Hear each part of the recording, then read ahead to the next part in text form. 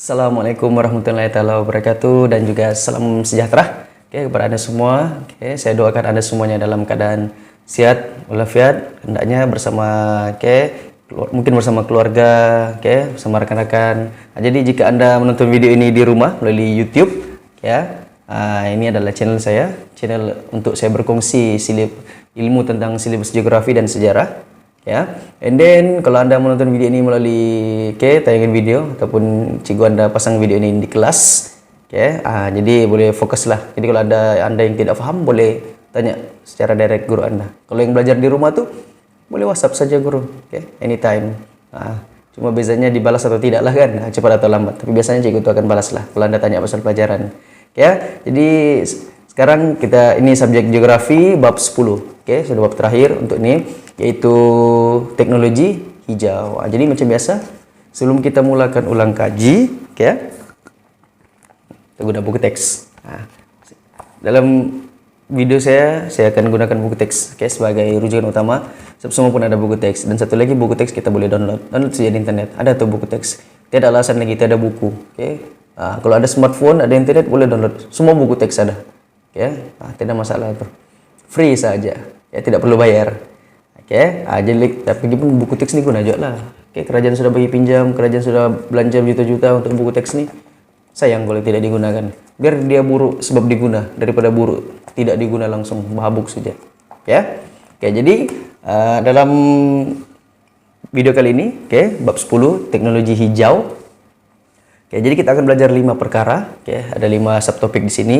Yang pertama, Anda akan belajar tentang teknologi hijau.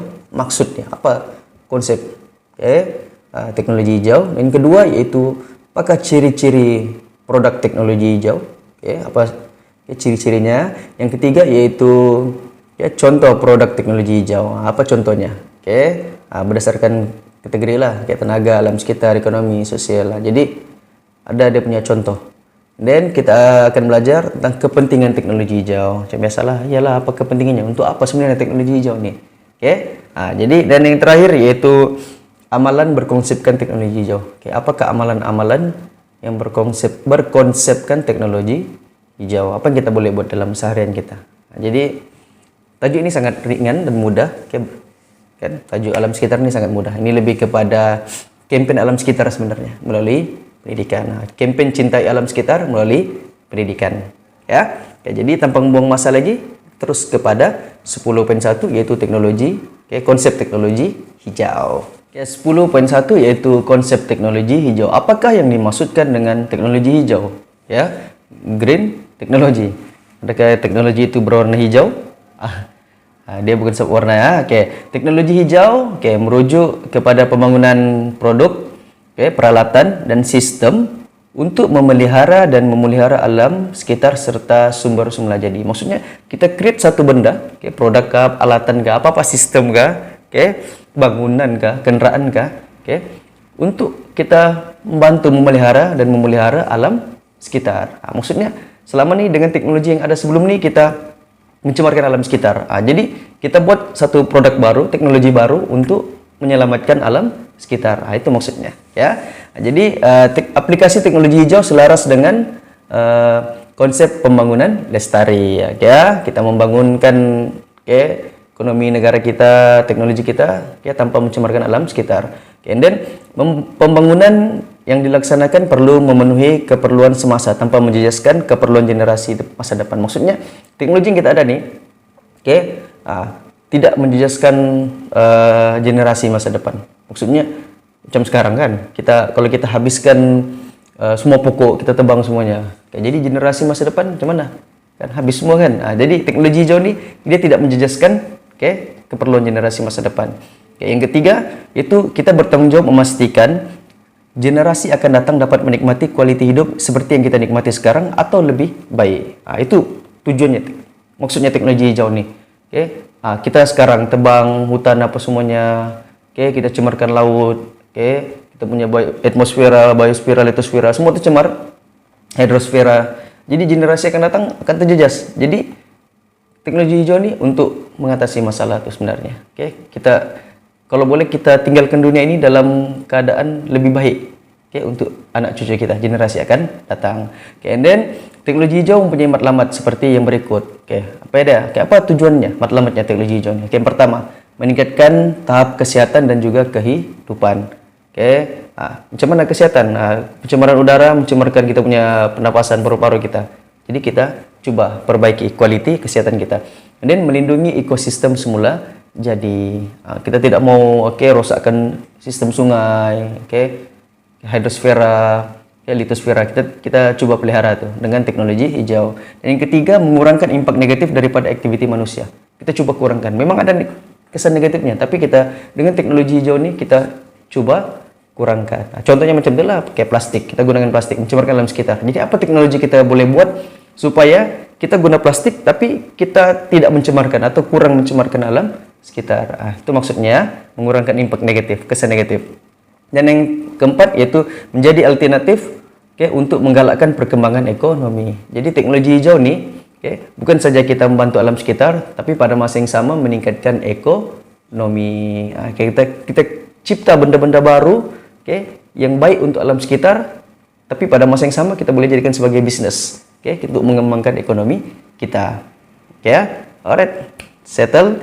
Dan saya harap anda fahamlah konsep teknologi hijau ni. Maksudnya ialah kita buat satu produk atau teknologi baru untuk kita selamatkan alam sekitar kita. Lebih kurang begitulah maksudnya. Anda perlu skema sangat hafal ayat di buku teks tu. Cuba fahami dengan ayat anda sendiri. Jadi kita pergi kepada 10.2 ciri-ciri produk teknologi hijau. Guys, kita pergi kepada ciri produk teknologi hijau. Contohlah, anda seorang pencipta, designer ke, apa-apa pun, engineer ke, anda mau create suatu teknologi, teknologi hijau, kita mau bantu, selamatkan alam sekitar kita. Jadi apa ciri-ciri yang perlu ada, dalam produk anda itu, yang boleh dikategorikan sebagai produk teknologi hijau. Yang pertama, ada banyak di sini ya, ada berapa sini? 2, 4, 6, 8, 10 ciri, yang diberikan oleh buku teks kita ini. Mari kita rujuk buku teks muka surat berapa nih? 151. Yang pertama yaitu penghasilan produk telah melalui proses inovasi teknologi bagi menjaga keharmonian manusia dan persekitaran. Maksudnya kita guna inovasi ini, kita menambah baiklah teknologi sedia ada untuk kita perbaiki hubungan kita dengan alam sekitar. Kalau sebelum ini kita mencemarkan, kali ini kita inovasi tidak mencemarkan ataupun minimumkan pencemaran. And then yang kedua, reka bentuk suatu produk harus berdasarkan pengalaman lepas untuk membantu manusia. Jadi kita tengoklah pengalaman lepas. Kalau pengalaman lepas teknologi lama mencemarkan, kita buat yang baru lebih baik lagi. Yang ketiga, menggalakkan penggunaan sumber bahan yang boleh diperbaharui. Sumber yang boleh diperbaharui. Contoh kalau macam petroleum, bolehkah diperbarui? Dia akan habiskan. Yang perbarui ini tenaga, sumber yang tidak akan habis. Contohnya apa? Angin. Apa lagi teknologi? Kita guna apa? Ombak, hidroelektrik. Jadi tidak akan habiskan, yang boleh diperbaharui. Yang keempat, piawaian ataupun standarnya, kualiti produk harus menjadi ukuran penting dari segi penerimaan masyarakat. Maksudnya masyarakat boleh terimalah, boleh guna. Bukan saja baik untuk alam sekitar, tapi boleh digunakan oleh masyarakat. Berapa kita buat satu yang baik tapi tidak dapat digunakan, tidak ada kebaikan kepada masyarakat. Itu maksudnya. Seterusnya yang kelima, mudah digunakan kerana teknologi ini dicipta untuk kegunaan manusia. Dia mesti mudah digunakan. Senanglah, maksudnya bukannya kita buat teknologi memang untuk memudahkan manusia. Jadi kalau kita buat sesuatu baik untuk alam sekitar tapi menyusahkan, jadi susah juga kan, orang tidak mau pakai. Paham nggak maksudnya? Itu maksudnya memudahkan. And then yang keenam, selamat digunakan dan menyediakan persekitaran yang sehat dan lebih baik. Mesti selamatlah, of course lah, apa-apapun benda kita buat mesti selamat untuk pengguna. Bukan kepada manusia saja, tapi juga kepada alam sekitar. Kita tidak mau create benda-benda yang tujuannya baik untuk alam sekitar, at the end bila rosak mencemarkan alam sekitar pula. And then seterusnya, kadar pembebasan gas rumah hijau adalah rendah ataupun sifar. Maksudnya karbon, kita bebas karbon, tidak menghasilkan asap yang banyak kan. Contoh kita buat kendaraan kan, kendaraan yang lama banyak asap, buat baru konon teknologi hijau lagi mencemarkan alam sekitar. Jadi itu bukan teknologi hijau tuh, itu lagi mencemarkan teknologi hitam tuh gitu. Ya. Alright, seterusnya apa lagi? Berupaya meminimumkan kerusakan alam sekitar. Mampu mengurangkan kerusakan terhadap alam sekitar. Seterusnya menjimatkan penggunaan tenaga dan sumber bahan api, jimat tenaga, dan juga sumber. Macam sekarang banyak produk-produk elektronik sekarang ini kan banyak kan guna apa yang menjimat tenaga, buat kereta pun yang jimatkan minyak, semua yang menjimatkan lah, mengurangkan pencemaran. Jadi itu maksudnya, ciri teknologi hijau. Bukannya lebih banyak guna sumber bahan api, kalau lebih banyak menggunakan sumber bahan api itu bukan teknologi hijau. Berarti misi kita ialah untuk mengurangkan penggunaan apa? Sumber bahan api. Dan yang terakhir, sebaiknya ciri utama tuh bahan ni produk teknologi hijau ni boleh dikitar semula. Melalui amalan 5R. Sebaiknya boleh guna semula, boleh kitar semula, macam-macam lah. Dia sesuai selari dengan amalan 5R seperti yang kita bincang sebelum ni. Jadi itu adalah teknologi hijau. Jadi secara umumnya teknologi hijau ni kurang guna bahan api, tidak mencemarkan, selamat digunakan, memudahkan guna masyarakat, and then kurang mencemarkan alam sekitar. Itulah cirinya secara umum lah. Pengguna. Kalau Anda tidak perlu hafal ni semuanya, boleh pikir sendiri juga. Apa tuh teknologi hijau? Dia baik untuk alam sekitar. Tapi kalau Anda mampu hafal 10 ni, hafallah semuanya. Bagus juga kan? Jadi settle 10.2 ciri-ciri produk teknologi hijau. Saya harap Anda bolehlah jadi seorang yang mampu membina ataupun create something teknologi yang boleh mengurangkan pencemaran alam sekitar. Saya harap Anda mampulah Anda jadi orang yang hebat sehingga mampu cipta benda-benda teknologi hijau ni, produk teknologi hijau ni. Amin. Kita pergi kepada apa lagi nih? Kita pergi kepada contoh produk teknologi hijau. Kita sambung kepada 10.3 yaitu contoh produk teknologi hijau. Jadi teknologi hijau ni dibagikan kepada 4 teras utama, 4 dasar utama yaitu penggunaan tenaga, pada alam sekitar, ekonomi dan juga sosial. Maksudnya meliputi seluruh aspek kehidupan, bukan saja masyarakat kita sebagai pengguna, kita manusia, tapi juga kepada alam sekitar. Kita tengok kepada tenaga. Teras pertama itu tenaga, mengurangkan penggunaan tenaga bahan api fosil. Kita kurangkan penggunaan diesel, petroleum, gas asli apa semuanya itu. And then kita mempromosikan kecekapan guna tenaga. Contohnya apa? Kereta hybrid, kendaraan elektrik, biodiesel dan kendaraan gas asli NGV. Jadi contoh kita tengok ni, video dari YouTube. Saya screen recording sedikit untuk Anda. Anda boleh tengok sendiri, boleh search sendiri di YouTube. Hybrid car Toyota Prius. Ini satu contoh lah. Yang 2020 punya latest. Jadi ni kereta ini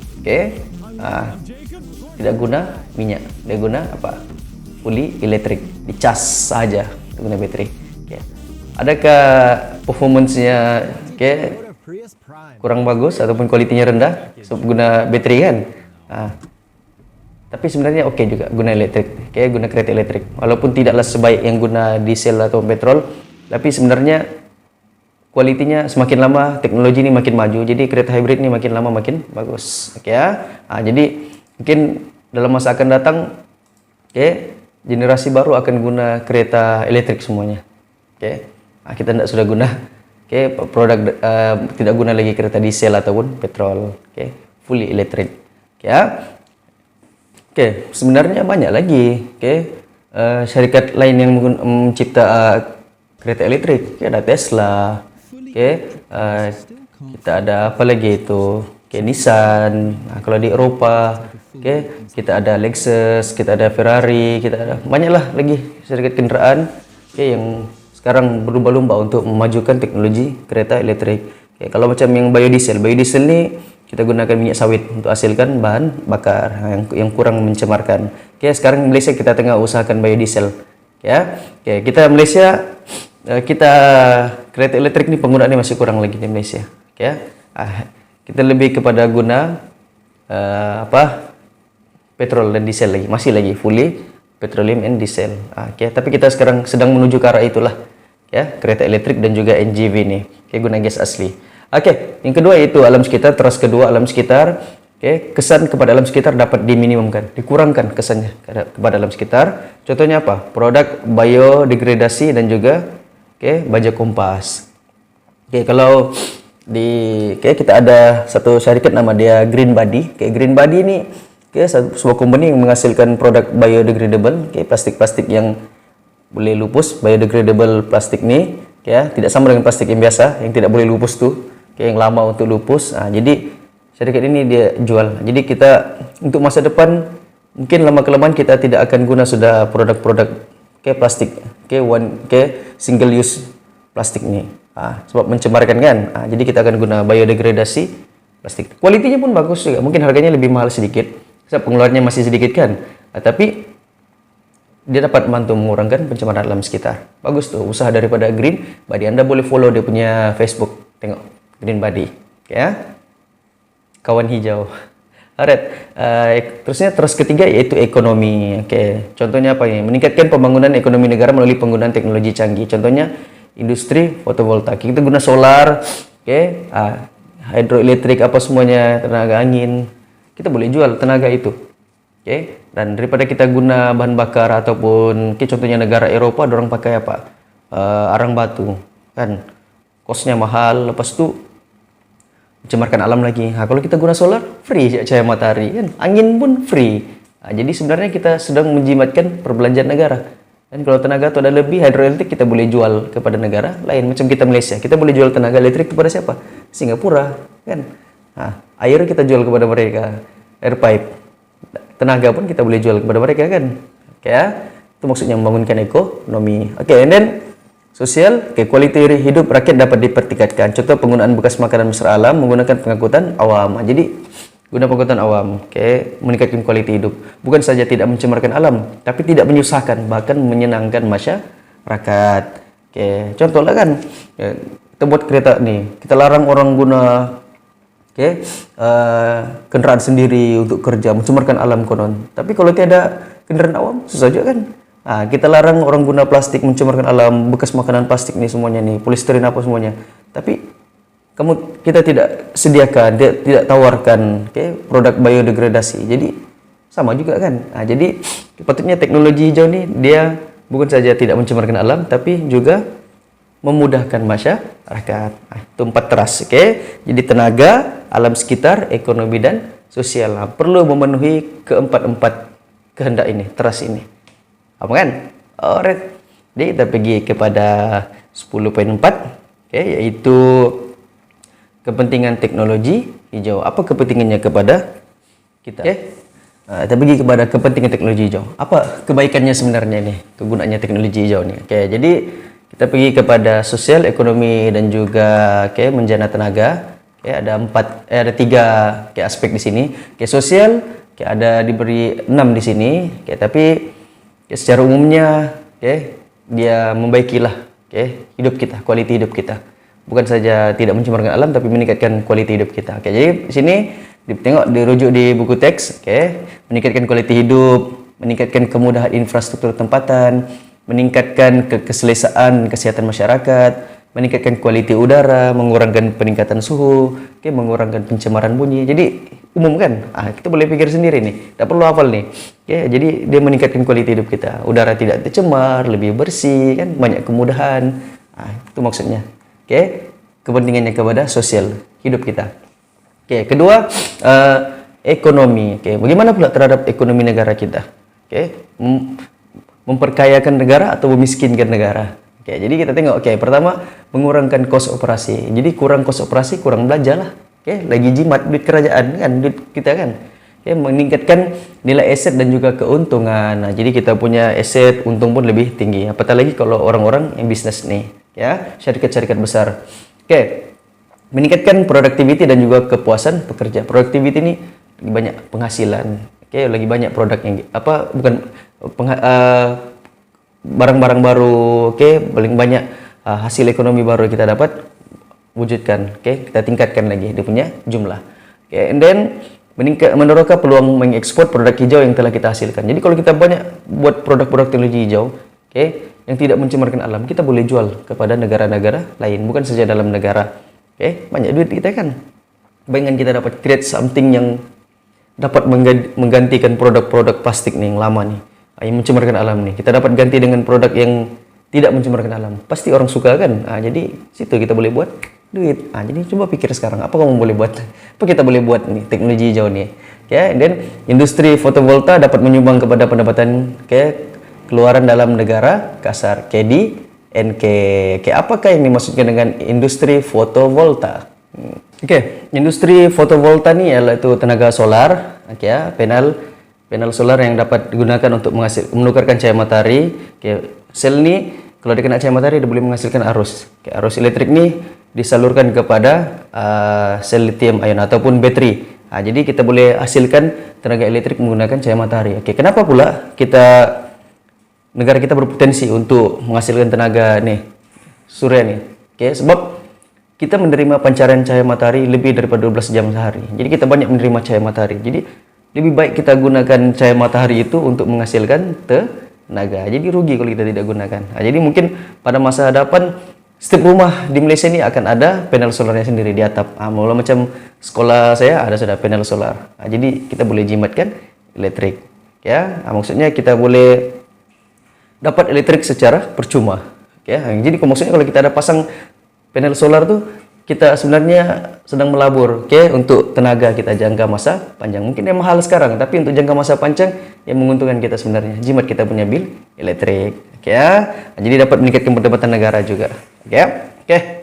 Kepentingan yang terakhir yaitu menjana tenaga dan memelihara alam sekitar. Jadi menjana tenaga ni tenaga apa seperti angin, air, solar, ombak. Kita guna tenaga yang boleh diperbarui. Jadi mengurangkan kebergantungan kepada tenaga yang tidak boleh diperbarui lah. Petroleum, diesel, gas asli itu. Mempromosikan kecekapan guna tenaga negara dan mesra pengguna. Maksudnya sekarang barang elektrik lah. Kita banyak jimat elektrik. Jadi kalau mau tahu pasal tenaga renewable energy ni, Anda boleh tengok, Anda boleh follow sebenarnya di YouTube ataupun Facebook World Economic Forum. Jadi dia ada banyak info, banyak post video-video pasal tenaga renewable energy. Contohnya ada video ni. Anda search saja World Economic Forum renewable energy. Jadi keluar semua info-info. Banyak video-video infografik yang menunjukkan tentang kemajuan-kemajuan negara-negara lain dalam penggunaan tenaga yang boleh diperbarui ataupun renewable energy. Tengok ni contohnya. Ada solar, ada hydro. Sekarang negara Eropah sekarang sedang lebih ke hadapan berbanding kita berkenaan tentang tenaga yang boleh diperbarui ini. So mereka tiada sumber asli, kurang sumber asli. Arang batu pun habis sudah, petroleum orang tidak banyak macam kita kan. Jadi sabtu mereka guna tenaga yang boleh diperbarui. Jadi ada juga satu video lagi sini pun bagus juga. Who is leading in renewable energy? Siapa yang sebagai bilang orang pencetus? Siapa yang menggerakkan tenaga boleh diperbarui renewable energy di dunia sekarang? Solar, angin, geothermal, hydro. Jadi boleh tengok sendiri. Search di YouTube, banyak info di YouTube kita boleh tengok. Walaupun di dalam bahasa Inggris, try lah untuk translate, tidak masalah. Kan kamu tengok drama Korea pun, tengok anime pun subtitle bahasa Inggris kan. Jadi apa masalahnya tengok video YouTube kan yang bahasa Inggris? Yang penting kita dapat knowledge. Alright. Yang terakhir, 10.5. Apa amalan berkonsepkan teknologi hijau? Guys. Yang terakhir, amalan berkonsepkan teknologi hijau. Maksudnya apa yang amalan-amalan apa kita boleh buat dalam kehidupan seharian kita ni untuk mengurangkan ataupun mengatasi masalah pencemaran alam sekitar. Bagaimana kita mau pelihara alam sekitar kita? Apa yang kita boleh buat sebagai individu yang bertanggung jawab terhadap alam sekitar? Di sini ada 6. Jadi kita cerita secara umum saja. Yang pertama yaitu penjimatan tenaga. Gunakan tenaga semula jadi. tutup Swiss, gunalah cahaya matahari, bukalah tingkap kan. Aircon tu pun jangan pula set terlampau sejuk sampai beku kan. Kalau hidup aircon tutuplah semua tingkap. Jadi jimat elektrik. Dan zon bebas asap rokok. Ada kawasan larangan merokok. Anda nampak tanda tu kan, mana-mana pun ada. Sekarang dilarang sudah merokok di restoran kan? Itu bagus sebenarnya. Kalau boleh larang terus, haramkan terus rokok dari muka bumi ini. Tidak guna pun rokok tuh, mencemarkan alam sekitar saja. Menjejaskan kesehatan lagi. Dan perolehan produk hijau tadi itu, kita guna plastik biodegradable itu semua. Kita guna produk-produk yang mesra alam, yang berunsurkan, yang ada ciri teknologi hijau yang kita bincangkan tadi. Yang keempat, pengangkutan, amalkan penggunaan pengangkutan awam, kongsi kereta. Kita kurangkan pembebasan gas karbon. Galakkan naik basikal, jalan kaki. Kalau di Eropa tuh memang oke lah naik basikal, sejuk kan. Kita di sini naik basikal di sekolah, menangis ketiak tuh, basah ketiak kan. Jadi kita cobalah mungkin kongsi kendaraan kan, ganti-ganti, naik pengangkutan awam. Itu. Dan yang kelima, pengurangan sisa. Kurangkan sisa pepejal. Kita sudah bincang di form 1 macam mana sisa pepejal yang kita dapat kurangkan. Kurangkan sampah maksudnya, yang mencemarkan alam sekitar. Dan yang terakhir, penjimatan air. Jimat air. Jangan biarkan pipe rosak tuh air mengalir, itu tidak dikasih bagus. Kasih bagus lah cepat. Gunakan air hujan kah untuk siram pokok kah, apa semuanya. Jimatkan air. Alright, jadi itu amalan yang kita boleh buat dalam kita jaga alam sekitar kita. Ada lagi, apa lagi? Tambah lagi nih 2.